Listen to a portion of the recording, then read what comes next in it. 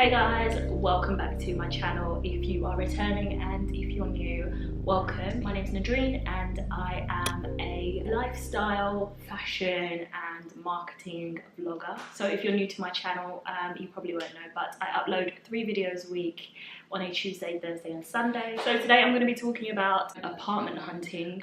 One thing I will say before you continue watching is if you are not subscribed, please do, and do come follow me on Instagram for more tips, follow along my journey and just, you know, kind of keep up to date with my content. If you are looking for an apartment to rent, I should be clear that this video is about renting. You are very likely wanting your own space, or you're wanting to move from one place to another, either for work purposes or to move in with another party to save money, etc. Everybody's probably got their different reasons for moving, but that doesn't take aside the fact that you absolutely will have to have savings. So renting in that way is not that much different from buying. You need a deposit.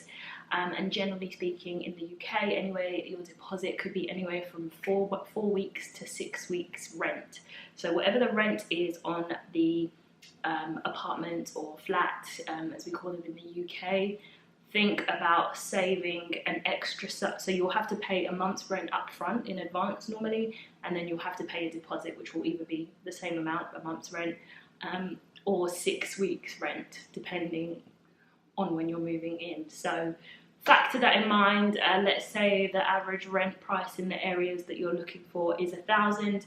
You might have to have 2,000 to 2,500 available just for your first month's rent and deposit.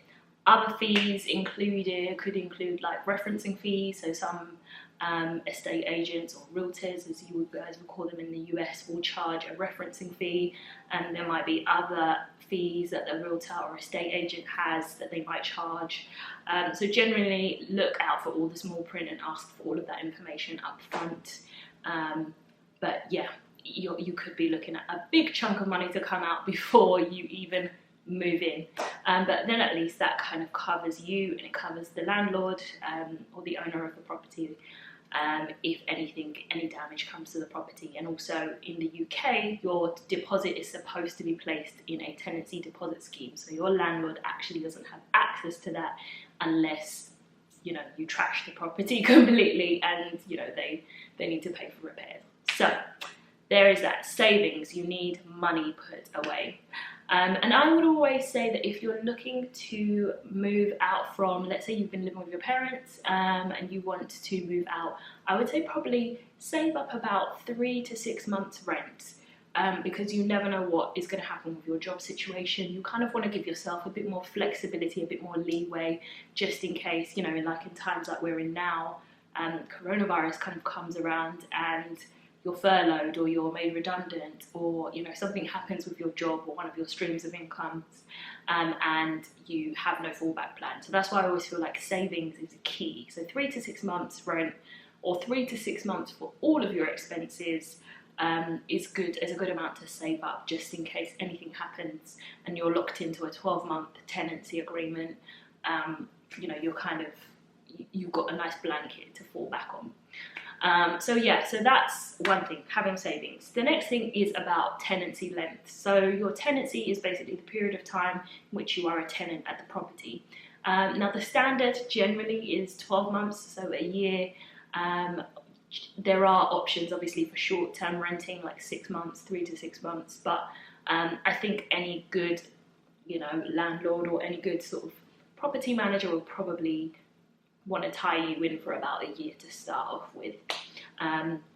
With some tenancies or some tenancy agreements within the contract itself, there will be a 6-month break clause, where after 6 months, if your situation changes, you can give a month's notice prior to that 6-month mark and say that you want to move elsewhere. So let's say work relocates you, or you need to move somewhere else to be closer to family, or whatever your situation is, there might be that clause in there. So do look out for that in your tenancy agreement.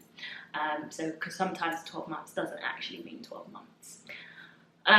The other thing is where to look and how much is a good amount to pay. So generally speaking, if you're looking in London, which I think the majority of people will watching this video might be, rent will range depending on what you're looking for. Do you want to be near a station? Do you want to be in an up and coming area? How many bedrooms are you looking for, etc, etc. Now when I was looking, which was what, a month or so ago, I would say for a 1-bedroom flat in London that is finished to quite a nice standard, because I quite like modern new feel, like a modern new feel in an apartment.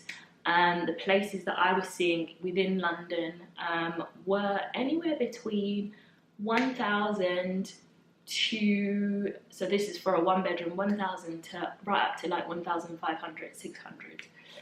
So it does vary, and some of these weren't strictly 1-bedrooms. Some of them were like studios with a separating door or a sliding door to make it a bedroom. So London is pretty expensive. I think 1,500 for a 1-bedroom flat is huge. So if you want to get more for your money, generally speaking, I would say moving further out of London or looking for a slightly older property might be the way to go. So I decided to move out of London and, you know, kind of not pay the price for a postcode. So yeah, I guess your location, you'll be a bit more flexible with your location if you drive. So generally speaking, if you don't, I would always look for places that are near a station or within walking distance from a station. So those are questions you should ask. What you also want to ask for, and this should be offered up front, is what bills are going to be like. Now, most estate agents will share with you the EPC, which is the Energy Performance Certificate of a place that you're looking at, and that will just show you how energy efficient it is. And so generally, if it's within a certain range, I think it's B upwards, B or C upwards, up to like A, then your bills will be reasonable. If it's anywhere below that, you're likely to be paying more costs because, you know, the place doesn't keep heat in or whatever. So look out for the EPC, and then also get an idea of, you know, what parking is like in the local area. I ask this, even if you don't drive, sometimes the people that come to visit you drive, and if they aren't able to park in your area or on the property itself, sometimes it is a bit of a deterrent. So, you know, it's something to bear in mind. If you don't have loads of people that drive that come to visit you, it is what it is. Or if people come to visit you and they drive during off-peak hours, then that's fine. Obviously, that doesn't really matter. And then another thing that I was looking at, so the options are, you know, this video is basically based around you wanting to live by yourself, but there are options for flat sharing as well, which generally is a lot cheaper, especially if you want to live in London and you don't mind living with somebody that, you know, you don't know. But I didn't really look into that too deeply because I just got so used to either living with my sister, as you guys know, or, you know, just living alone pretty much. So it was either going to be one or the other for me. And then what else haven't I covered off? I guess the other thing you want to think about is furnished or unfurnished. So I bought quite a lot of furniture in my last place, so I was looking at unfurnished properties. But in most cases, people who are moving out for the first time probably don't have furniture, and you probably don't want to buy furniture unless you're going to, you know, eventually look to take that furniture with you should you choose to buy. So I would say furnished properties were everything that I was looking for when I first moved out of home, which was probably when I was about 23, I think. Yeah, 22, 23. So yeah, I was looking for only furnished properties, and yeah, essentially like that, you can like sort by that on the property sides. And then I guess the final thing to consider is buildings and contents insurance. So let's say that your property gets broken into, there's fire or flood, you kind of want to protect your belongings. So definitely look into buildings and contents insurance. It can be as cheap as like something like £10 a month. And just for the peace of mind of knowing that, you know, you can claim back if there is any damage to your belongings during your stay, then yeah, you know, it's worthwhile. We spend more on that on a takeaway in a week, so why not spend that to protect yourself? So there are like loads of different sites that you can use to look for apartments and property. I generally am a big fan of Rightmove. Zoopla is another option. Zoopla is also really good for if you're looking to buy, because it tells you like property price and stuff, but this video isn't about that. But for me, Rightmove has the best like user experience. You can sort by number of bedrooms, type of property. You can sort by whether it's a flat share or not. You can sort by properties that have parking, gardens, all sorts. So I would definitely recommend beginning your search on Rightmove. That's where I found this place. And in terms of competition, the rental market is so competitive, to the point that you could see a property come online, and if it's a really nice one, for example, when I saw this property come online, I went to see it that very day, and I put my deposit down, and I was like, yeah, take it off the market. I want it, basically. So yeah, and that was the case with a lot of other nice properties I saw. They don't stay on the market for long. So if you see something nice that pops up and you like it, go and book a viewing in for that day or the very next day. And when you go, just be ready with your deposit, basically. Otherwise, somebody else will come along and do exactly that. So it's a very highly competitive market in London, particularly for the nicer places.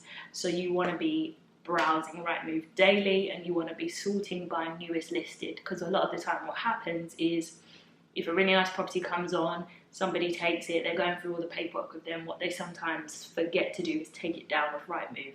And also there's sometimes a delay in which the property is no longer showing. So you might be calling to inquire about a property that's already gone, and you don't want that. So yeah, those are my apartment hunting tips for London and beyond. And generally, probably a lot of this advice applies globally. If you enjoyed that video, please do subscribe, give it a thumbs up, and comment down below and let me know if you guys have any other tips for any budding apartment hunters. Otherwise, I will see you guys in my next video. Bye!